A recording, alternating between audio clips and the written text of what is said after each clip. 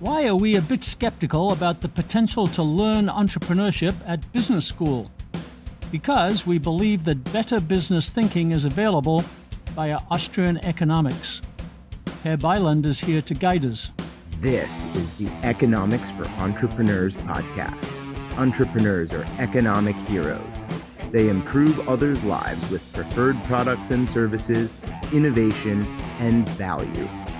We offer you the knowledge and tools to make your entrepreneurial journey a successful one by building a beautiful business. Now, here's your host, Hunter Hastings. Hi, Hunter Hastings here.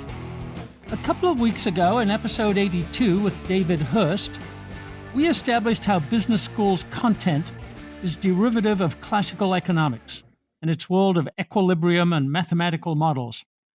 Consequently, it's not applicable to the dynamic real-world situations that entrepreneurs deal with every day. Today, we're going to continue and dig deeper into the theme of Austrian school versus business school and the dichotomy of equilibrium versus dynamics. We'll learn that it is the idea and the implementation of entrepreneurship that marks the distinction between the two. We'll talk a little bit about the origin story of business schools and how they transitioned from a trade school approach, helping young people to learn a trade for a career, to become a creature of academia. Academia means research and theory, often borrowed from other parts of the university, like economics, but also psychology and sociology. We question its applicability to real-life entrepreneurship. Austrianism, on the other hand, strives to understand how markets really work. We know that markets are individuals, individual consumers, individual entrepreneurs, individual transactions. We build from there. We know that the operative variables are not symbols in models and equations, but empathy and customer understanding on the part of the entrepreneur, and subjectivity and felt experiences on the part of the customer. There's emotion and inconsistency and idiosyncratic ways of thinking on the customer's part, and intuition and experimentation on the entrepreneur's part. A qualitative rather than quantitative approach is called for. Humanism versus metrics. Adaptiveness versus planning. So many insights follow from Austrian understanding. One of them is that learning entrepreneurship can be accomplished via interaction with customers in the market. Knowledge comes from acting and learning, observing customer behavior in response to a new product, or a new distribution method, or a design change, or a price change, or a promotion, or an advertising campaign, and trying to deduce the changing customer values behind the changing behavior. Action and interaction and customer feedback are the modes of learning. To guide us through all this, we have Per Bylund with us today. As you know, Per teaches economics and entrepreneurship at Oklahoma State University and is the author of several books explaining Austrian economic theory, including The Problem of Production and The Seen, the Unseen, and the Unrealized. He's a brilliant, brilliant economist, and his rigorous logic is the greatest advertisement it is possible to have for the Austrian way of thinking. Per, welcome to Economics for Entrepreneurs. Thanks for having me again, Hunter. It's always great to have you here, and we're continuing our series on business school fallacies. We started with David Hurst a couple of weeks ago, and we're advancing a little bit further. And as I emphasized, we're not trying to be disrespectful to business schools. We're trying to point out that there may be some better thinking that's more helpful in practical terms for business people, and especially entrepreneurs. More applicable is the term that you used, I think. And then you raised the question of the applicability of business school teachings and strategies. You talked about simplistic models and fixed boundaries for industries and static thinking in various places. But before we go there, you said something interesting to me, which was that business schools may be struggling with an existential problem. So that sounds like a good place to start. Tell us about that. Well, it's absolutely a good place to start because if you don't have an existence or a reason to exist, then obviously you have a huge problem. I think the problem is sort of historical, that the business schools were started as practice-oriented schools where you learn a trade. And then what is the gold standard in academia is really research. And you can't really do research on practice because research is supposed to lead to theory that explains something. But if you're just doing practice, then that's sort of a huge problem. And what business schools did was really take the sort of real scholarship disciplines and their theories and apply them. So they helped future managers. I mean, I guess the best example would be the MBA program, where you're trying to educate next generation of managers for big corporations. And what they're doing is basically taking economics and sociology and psychology and things like that and developing models and rules of thumb that you can use when you become a manager.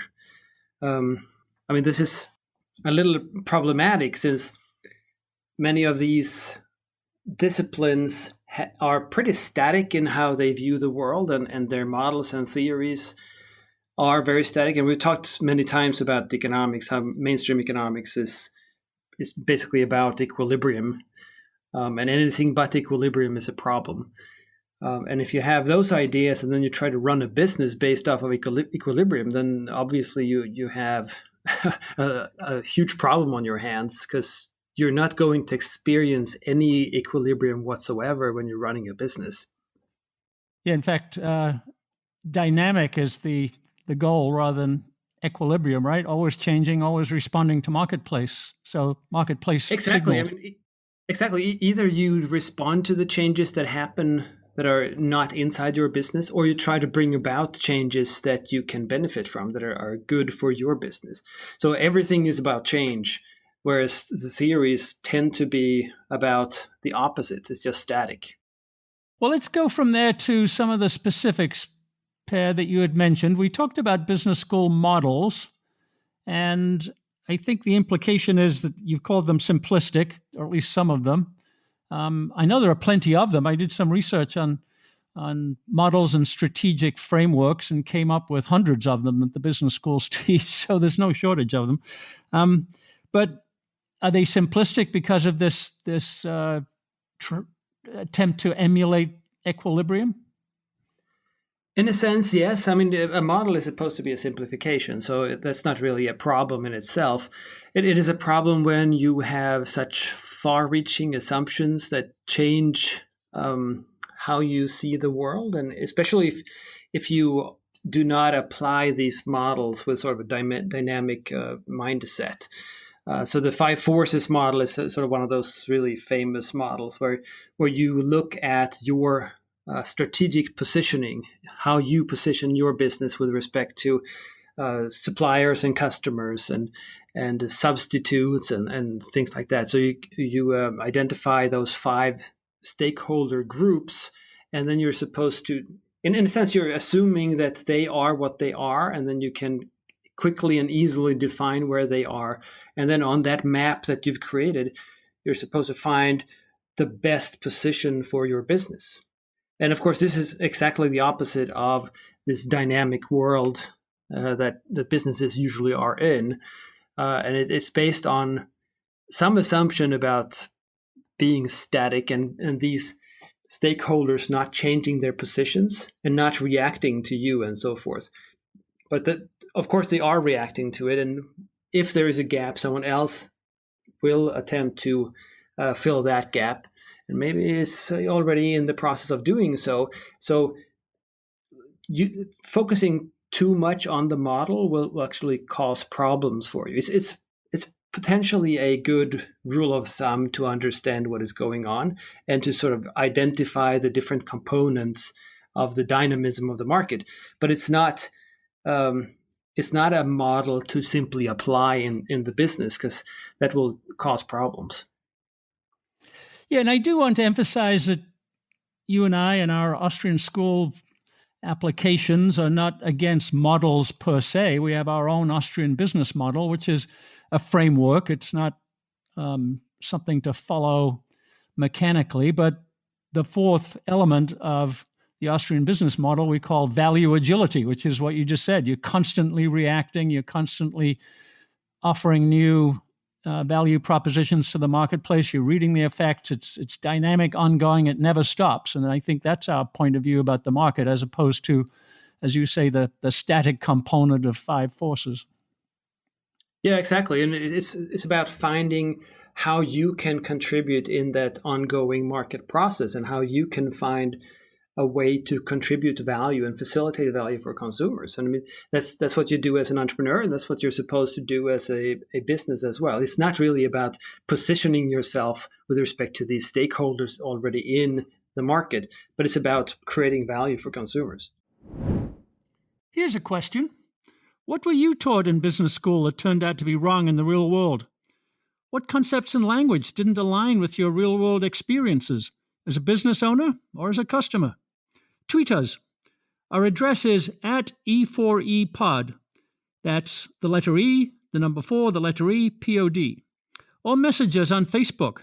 Our page is Economics for Business. Or just send me an email at hunter@mises.org.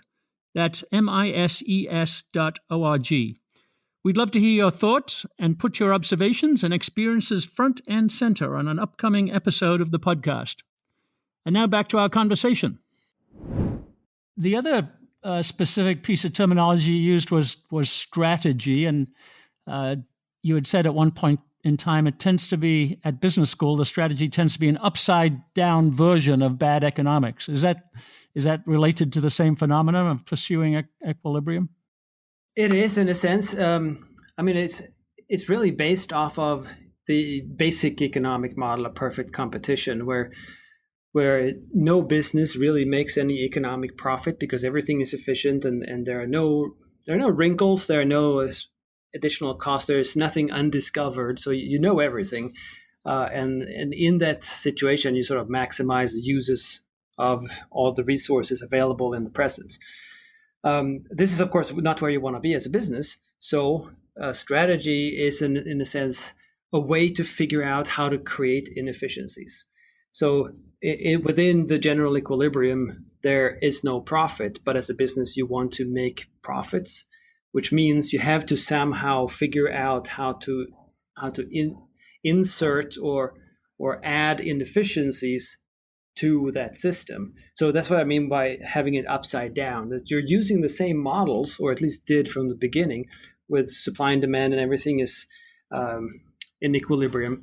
But then you're trying to figure out through differentiation, through different measures, through using branding and patent and whatnot else, you're trying to figure out how to make the market inefficient, and then you capture the profit that is available because the market is inefficient. And this is, of course, a rather ridiculous way of viewing the economy and the market, because as we know as Austrians, it is, first of all, a process. It is not in equilibrium ever.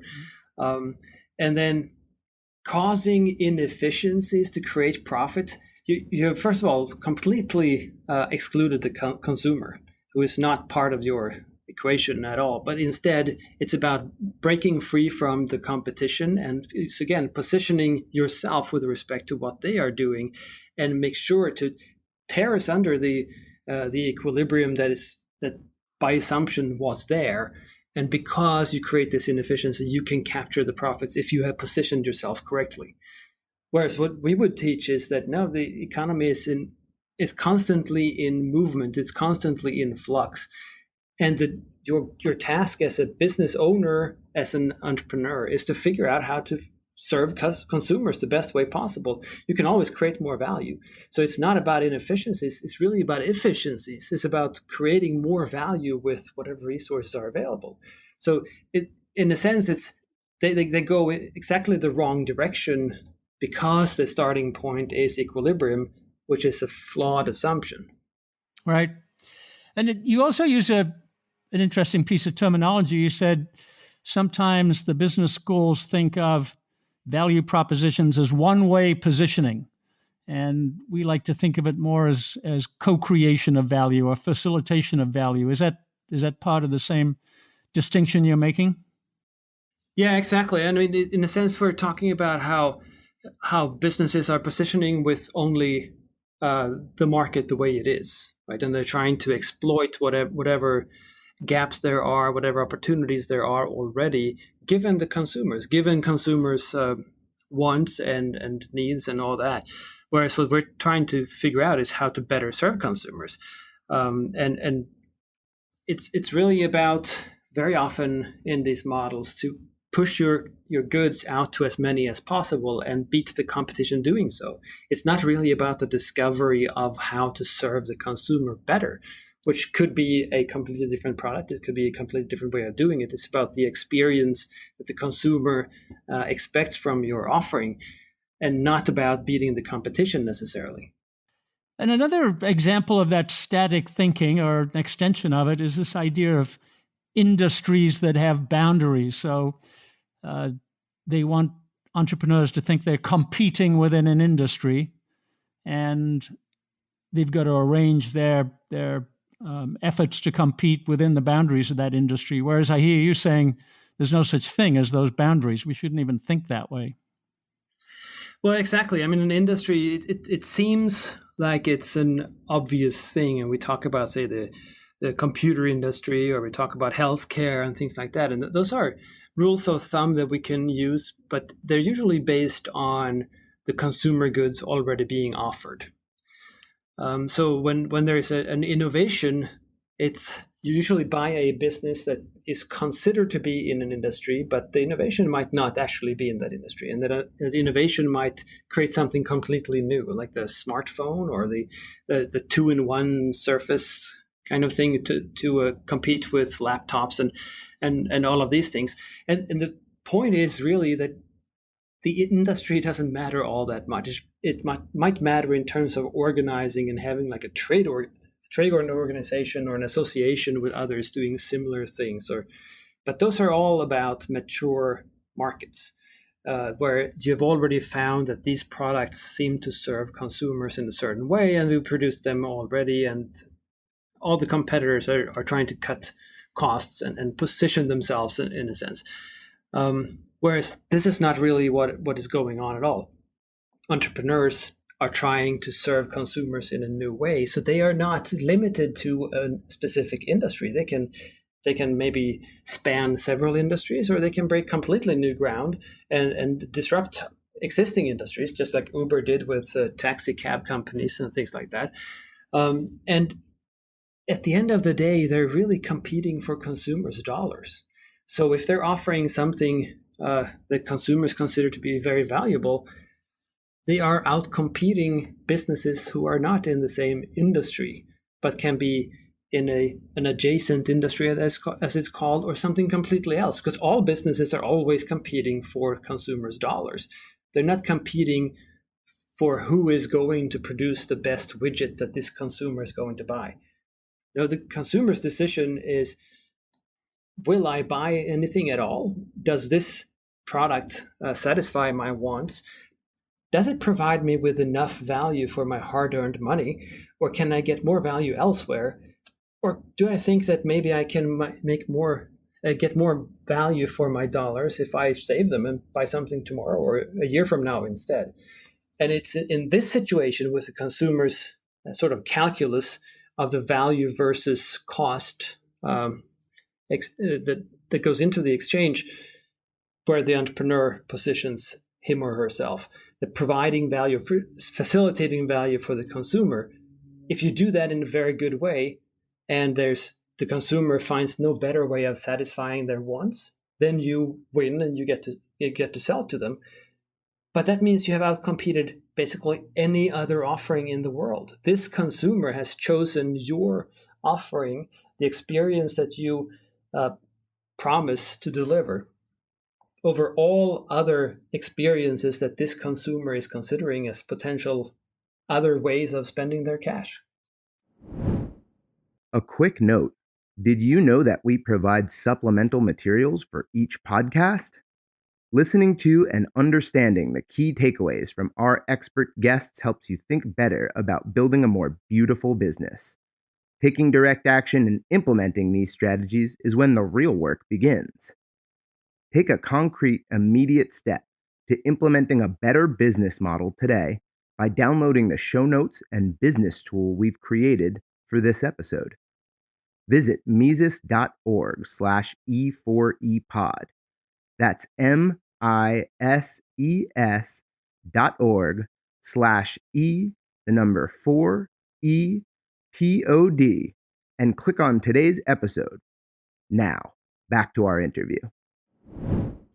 Yeah, that kind of consumer centricity, I think, leads us to some very penetrating ideas and good places for entrepreneurs to do their thinking. You mentioned the word disrupt, and I don't like to use that word because it sounds kind of defensive of an industry or defensive of a market share. I think it came out of business school. Clayton Christensen, the now late Clayton Christensen, had that theory and the innovator's dilemma, I think. But it's like Schumpeter's creative destruction. It's the destruction part as opposed to the creative part.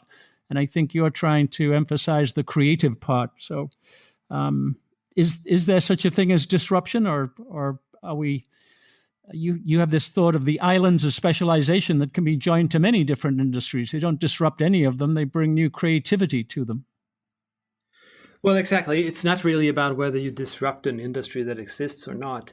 I mean, for Uber, to use that example again, it doesn't really matter for Uber or any ride-sharing service whether they disrupted taxi cab companies or not, whether they changed that industry. That's completely beside the point. What they're trying to do is simply facilitate value for consumers and get paid for it and make ends meet. And we can discuss whether they do that. But I mean, they're trying to supply a service and they're trying to capture some of that value. Whether an industry that existed beforehand is disrupted or not, why would they care about that? It doesn't really matter. Of course, they might consider it beforehand, before they enter, so that they do not compete head to head with very successful businesses or something like that. But other than that, it's really about the consumer experience. And that is why I emphasize the island of specialization that you mentioned, that it's really about finding a new way of doing something or finding new things to do that are of great value or greater value for consumers. It doesn't really matter what other businesses are doing. Your only role as an entrepreneur is to provide more value, to facilitate more value for consumers. And if you can do that, then it doesn't really matter what other businesses are already doing. So in that sense, disruption is a necessary part of what you're doing. It's sort of a means to the end, that if you're successful, you are disrupting the other producers. But what you're really doing is creating a new way of satisfying wants for consumers. And we can call it creative destruction. Maybe creative replacement would be better, that you're sort of replacing businesses that are already out there and supplying consumers with goods and services, but then you have a different idea, and you do it better. So you provide them with, or facilitate, greater value for the consumers. And then, of course, they will choose you over them. And if enough consumers do that, then there is no space really for this incumbent. So they will go out of business, or they will choose to close their doors or renew themselves, or whatever it is that they might do in order to respond. But they're not creating enough value in the marketplace, so they shouldn't be there and use resources that are precious that we could use in other ways to potentially provide more value to consumers. Yeah, so it's creative advancement, I think, creative improvement rather than creative disruption or destruction. But one more foundational premise, Per, that underlies all of this, I think, from an Austrian economics standpoint, is our focus and understanding of entrepreneurship, the role of entrepreneurship in this dynamism. Entrepreneurs don't exist to invade or destroy or disrupt industries. They exist to create new products, services, and solutions that consumers want, as you just explained. So do the business schools misunderstand entrepreneurship, or you called some of their models entrepreneurless, if that's a word? How do they get that wrong? Well, I mean, if entrepreneurless is not a word, then I would like to coin it. So I think it captures quite a bit of what is going on, and I mean, all of economics is in a sense entrepreneurless, unfortunately. Um, I I mean, entrepreneurship has become a rather fast growing field in business schools over the past few decades, and I think that is appropriate and that's proper. Um, I think historically and sort of traditionally in business schools, it started with an application of economics and psychology onto businesses. And that's, of course, as we talked about before, starting at the wrong end. And then if you go through the sort of sociology of the departments and disciplines, uh, applying economics and psychology became management and the study of management. And I mean, it started with Taylor's scientific management, where Mhm. you timed people's different movements and you calculated how many times they should be able to squat down and lift up this little thing on the factory floor and things like that. And then from management, strategy was created as sort of was an offshoot from management, where they realized that it was not simply about managing the resources inside the business, but it was also the strategic decision making and positioning your business with respect to other businesses, but still talking about the existing businesses only and on this sort of business landscape. Um, and then entrepreneurship became sort of an offshoot from strategy. So it's sort of the most recent uh, child discipline in the business school, but and I guess in a sense it's also treated as such. So strategy scholars are not rarely part of management departments, and entrepreneurship scholars are part of the strategy group. And if there's a strategy department, then usually entrepreneurship scholars are part of that department. And I'm fortunate to be at a university where entrepreneurship is its own department. So we can do actual entrepreneurship stuff, but we're still sort of treated as uh, a younger sibling in a sense. Whereas we as Austrians, of course, would say, no, you don't have any market whatsoever unless you have entrepreneurship. And that's at the very core. And I mean, we would also argue that an existing business is not going to last unless it renews itself and uh, uses entrepreneurship and attempts to meet consumers by providing them with even greater value in the near future. Because you cannot in an actual market just sit back and sort of just let the profits flow to you because you have already established your position. That's not how it ever works. That's how people tend to think of it when how big business uh, is assumed to have a lot of market power and things like that. But that market power is always temporary, if there is any at all.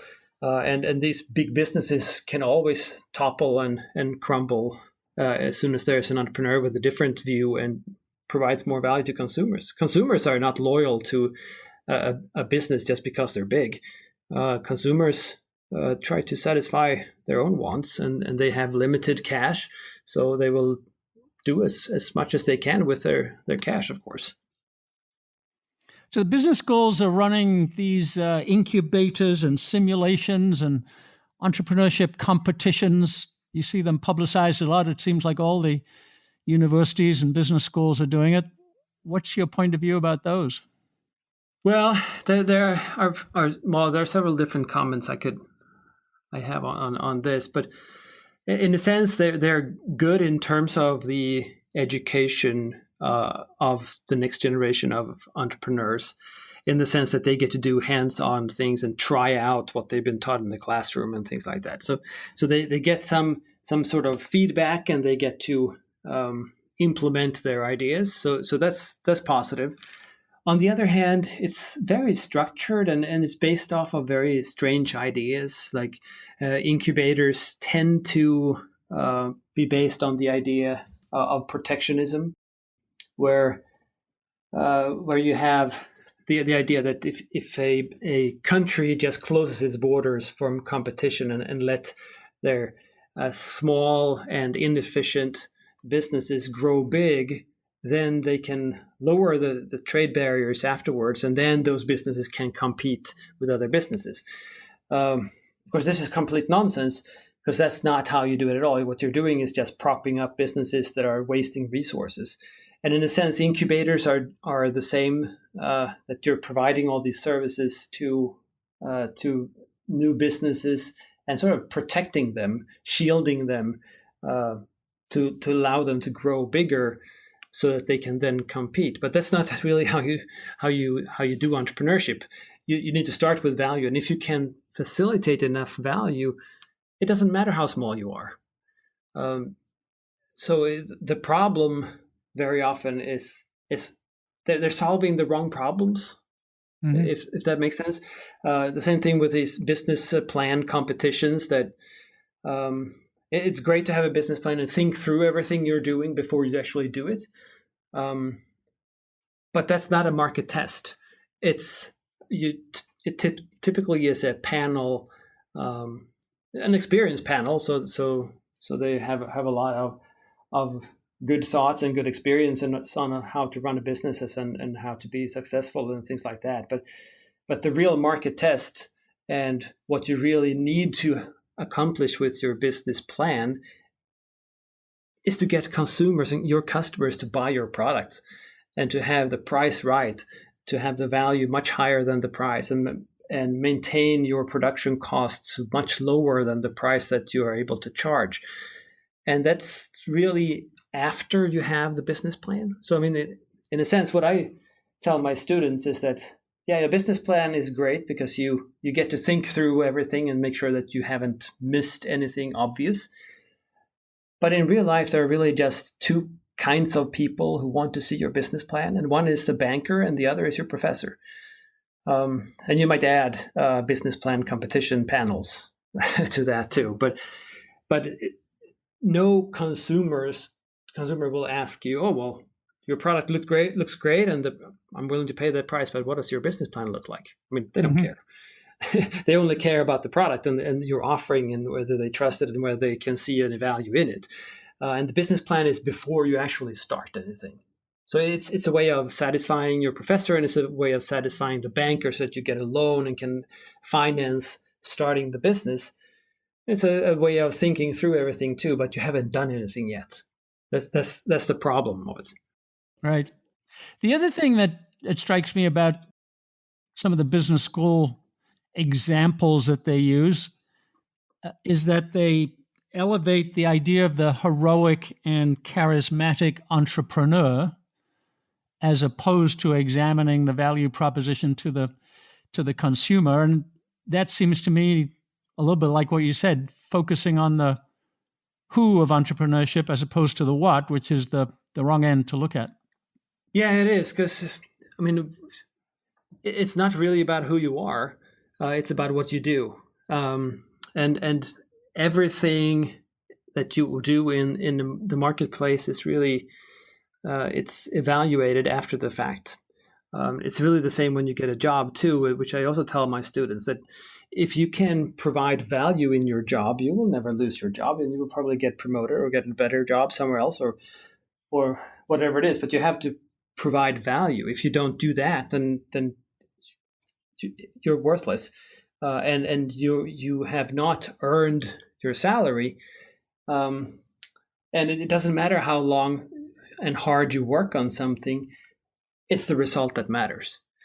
And of course, part of the reason I tell them this is because I always have a number of students at the end of the semester claiming that they should have a higher grade because they worked so hard. So I make sure to tell them in the beginning of the semester that it's not how hard you work, it's what you actually accomplish. But that's also true in everything you do, that if you are in the marketplace and you're producing things, no one cares who you are. That might be a way of getting noticed to begin with, but what people want is your offering. They don't care who you are or what you might have done before or how hard you worked or anything like that. They want to get a product or a service, and that's it. That is what you're offering. And if that takes you a lot of time and effort, you probably should do something else. Well, let's flip the coin a little bit to consumers. We've mentioned them from time to time in this discussion of entrepreneurship and business models. But I think you're also implying that the business schools don't get the right view of the consumers. You mentioned a problem about substitute products and services, and we talked about industry boundaries. Austrians always think of the dynamic viewpoint that consumers are continuously changing their preferences and their value scales. And it's a real challenge, as you said, to respond to this. So do business schools tend to miss that about consumers? For example, they might talk about segments and markets from a consumer standpoint, as opposed to this constant change in value scales.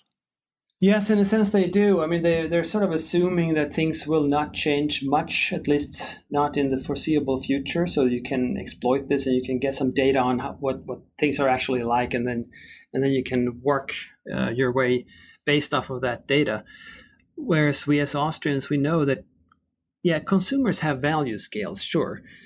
But you ask them about something and they will always compare with their options. So if you offer them a product, they might say, oh, I want this so bad, and I'm going to buy it no matter the price. And then the next day they might say, well, I don't want that.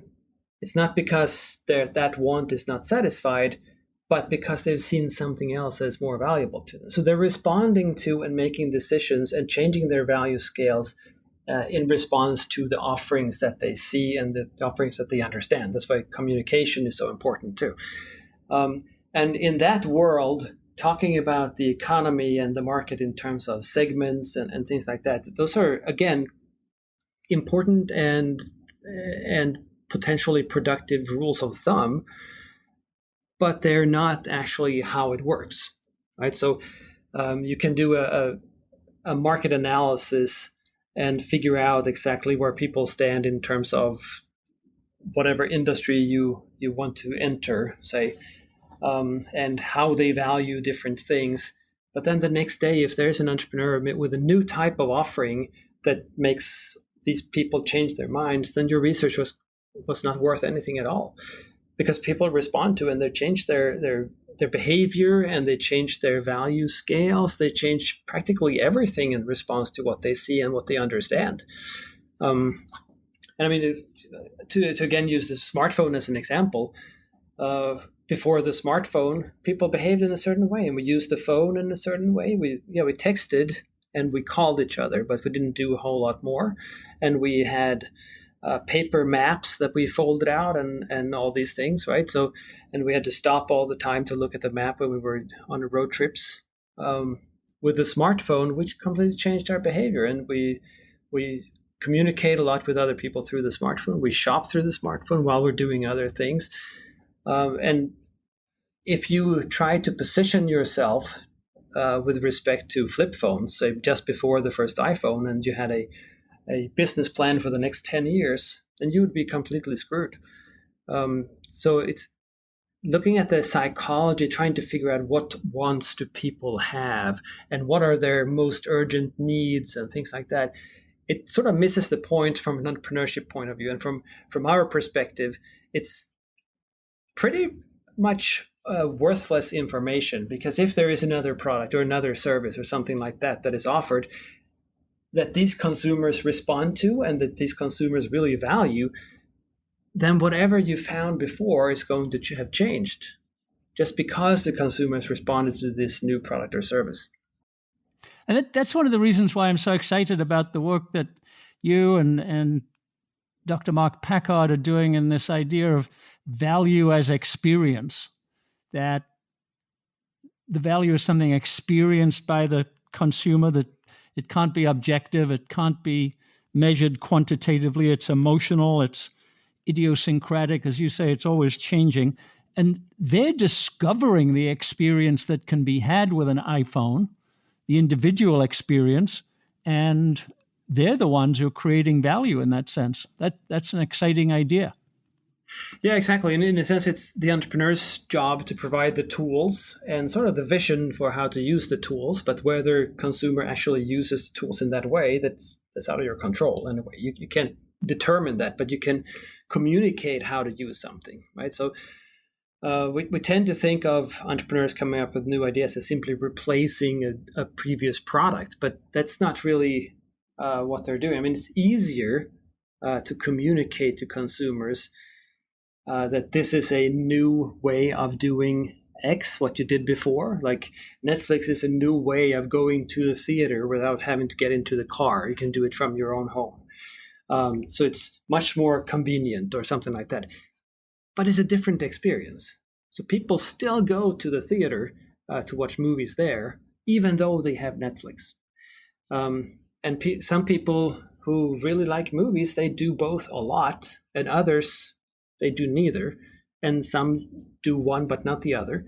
And those different experiences, that is what we value as consumers. And of course, we value them differently too. And in different situations, we value them differently as well. So sometimes we can, if we're having a first date, say we might go to the movie theater with our girl or boy. And then if we have a 5th or 10th date, we might prefer Netflix instead because it gives you all these other opportunities that are not available in the movie theater. So, and whatever it is, but all of these things play into how you value things at different times in different situations. And it is the full experience, but contingent on what you want to get out of it and where you are in your life right now. Yeah, and those ideas are central to what we're trying to develop in this podcast and elsewhere, focusing on value. And a business school might think about value as shareholder value or other forms of value, but we are heavily focused on this value as experience. I think that's truly distinctive. Yeah, it is, and it's. I think one of the problems here for us in education and research is that value facilitation is very difficult to study. Mm-hmm. And you're leaving it open too. So even if you would not do it as research, but instead try to teach students to facilitate value for others, well, whether there is actually value or not, well, that remains to be seen, because you cannot know. All you can do is try to figure out whether this is probable from your perspective, with everything you know about the economy, one thing, and people, the other thing, and you combine those two sort of areas of knowledge, and you think that this is really a good opportunity, and this has good potential in being valuable to enough people, and then you set out to make it happen, but you can't really do anything else. The consumer is still sovereign. The consumer will still decide whether there is value or whether they can see value, whether they can create value with what you're offering. Yeah, and I think that's related to something you said at Mises University earlier this year, that successful entrepreneurs are often Austrian and they don't know it, or they're subconsciously aware of it perhaps. That I took to mean that that's the way of learning. You attempt to create value and you learn whether or not you did, but you can't know it in advance. And one of our previous guests, David Hurst, talked about that as acting one's way to better thinking, i.e., entrepreneurship is acting first, and then you can step back and do the theory and the thinking. What are those two related? Can people be successful entrepreneurs by action, and that's what you mean by they're subconsciously Austrian? Well, yes. What I meant was that if you have any experience and having exposed yourself to how the market works, then you will be much more Austrian than those who have not. I still think that in order to have a chance to be successful as an entrepreneur, you need to think through the logic of your offering and what type of person in what type of situation would value your offering and is able to create a lot of value out of it. So try to figure that out, of course, and not having an offering that is sort of contradictory or that doesn't make any sense to you, because that's very hard to sell to begin with, and it's very hard for the consumer to make sense of. But I think I see with experienced entrepreneurs, how they tend to think about things differently, and they tend to almost intuitively exclude certain ways of approaching the market and certain types of products, maybe certain distribution channels even, and things like that, that they have learned through experience that this doesn't really work, or this is really hard, and there's a better way. And since Austrian economics uncovers how the market actually works and the mechanisms in the economy based off of this consumer sovereignty and entrepreneurs as those who serve consumers and provide them with offerings that consumers can accept or not, Austrian economics explains actually how it actually works. So experienced entrepreneurs will get pretty close to understanding the marketplace as an entrepreneurially driven process and not as an equilibrium system. And they will understand that consumers respond to certain things not because of what psychologists have found in terms of their ranking of their objective ranking of needs or something like that, but rather as a situational thing. And they will also realize that all they can do is really provide something, an offering to consumers, and communicate to them what this offering means and could mean in their lives. But whether consumers accept it or not is not really something that the entrepreneur can do much about. That is still completely the consumer's decision. And it doesn't matter if it's, say, just one of the examples that is often used to try to rebut this, that with someone who's starving to death or really, really thirsty or something, you're exploiting that person because they can't choose anything else. But there's always a choice. You can always choose not to buy something. You can always choose to negotiate a little more or buy it a little sooner, and things like that. And it's really what matters here is the sovereignty of the consumer, and realizing that is the case, that the consumer will, based on whatever variables are of importance to him or her, will evaluate and assess what value they can get from your offering compared to all the other alternatives that they see, that they value. And then they will pick whatever is best for them. Good. Well, let's sum up there, Per. Thank you very much for that. You've emphasized the core elements of consumer sovereignty and their subjective view of value, and I think everything else stems from that. So we're going to keep trying to communicate these ideas in ways that are valuable for entrepreneurs. So we really appreciate you helping us with that goal. Thank you. Thank you very much, Hunter. Economics for Entrepreneurs is a production of the Mises Institute. To explore more content like this, visit Mises.org. That's MISES.org. For more from Hunter Hastings, check out hunterhastings.com.